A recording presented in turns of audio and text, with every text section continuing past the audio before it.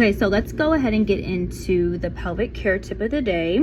If your pelvic floor tends to feel tight, guarded, or you are getting that pinchy, burny feeling at the entrance whenever you are attempting penetration, whether that is with a penis, your finger, a dilator, or a pelvic wand, I want you to start trying to add warmth plus your breath coordination and some sustained pressure before we assume that the body is just tense here and the butt muscles are not going to give. Okay, so we want to always come back to these foundational principles to help prep the tense pelvic floor muscles to help them relax for penetration. We got to prepare it for penetration. So warmth, breath, pressure. So first, I want you to add some heat. So this is going to be that warm compress. It can be a heating pad, warm water bottle. It can be a damp warm washcloth that's been heated up.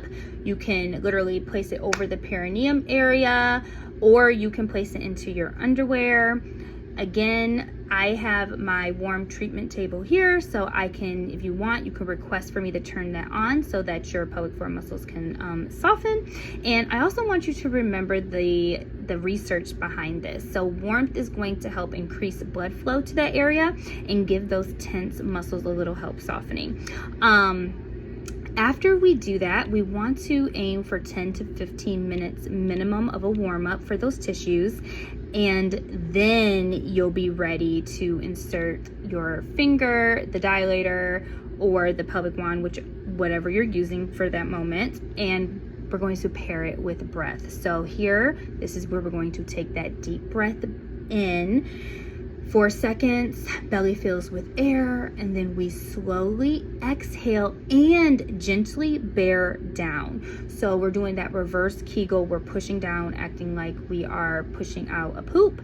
And what is going to happen is when you're gently bearing down, the pelvic floor muscles are going to open and lengthen so that it's easier to insert whatever we're penetrating at that time.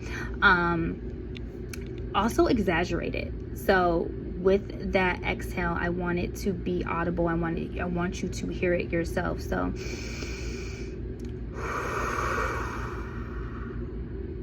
I'm reverse Kegling. I'm pushing down with the exhale. And as I do that, the pelvic floor is going to open so that we can get, let's say, the dilator in a lot easier.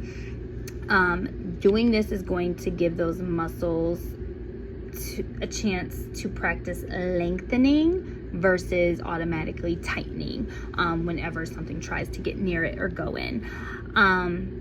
So yeah, these are just some of my favorite little tricks. Adding also gentle pressure.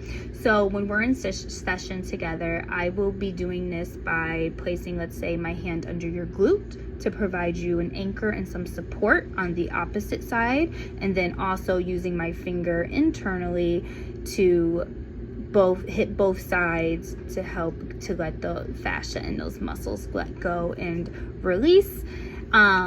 So yeah, just adding that gentle pressure into your glute at the same time. New technique, very effective.